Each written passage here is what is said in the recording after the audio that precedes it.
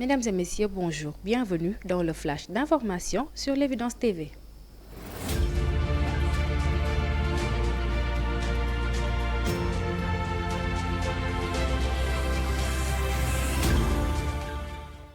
Le mouvement And Jariñ Askan Wi, dirigé par Bara Gaye de Média Afrique, continue de laisser son empreinte sociale, cette fois-ci à Sanoussi, dans la région de Louga, après avoir inauguré des écoles, des infrastructures sanitaires et des daara coraniques à Mbacké, Touba et Darussalam. C'est au tour de Sanoussi d'accueillir un projet de grande envergure. Le président directeur général de Média Afrique a délégué son équipe du mouvement And Jariñ Askan Wi pour poser la première pierre du poste de santé de Sanoussi nommé Sokhna Momy Seck Gueye.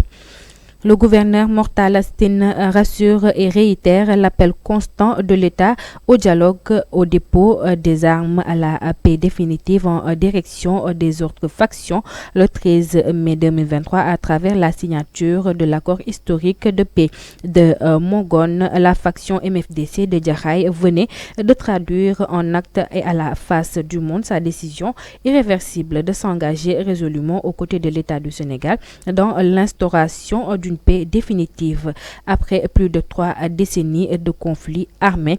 Le 23 décembre, veille de Noël, la cérémonie de destruction, voire d'incinération des dites armes a eu lieu à Mamatoro, un quartier situé dans la commune d'Enampor, dans le département de Ziguinchor.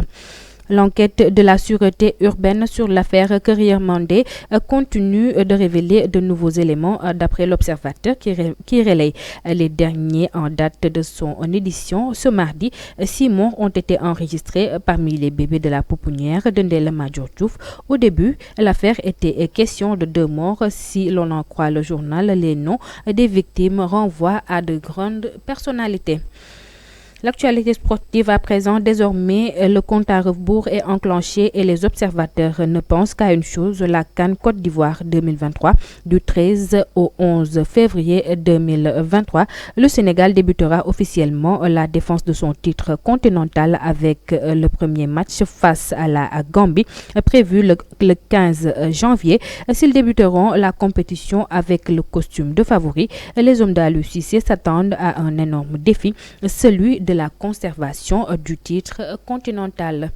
Terminons par l'international. Entre le 23 et le 25 décembre, le centre du Nigeria a connu la terreur. Au moins 160 personnes ont été tuées dans les attaques menées par des groupes armés dans plusieurs villages de l'État du Plateau, ont annoncé le 25 décembre les autorités locales.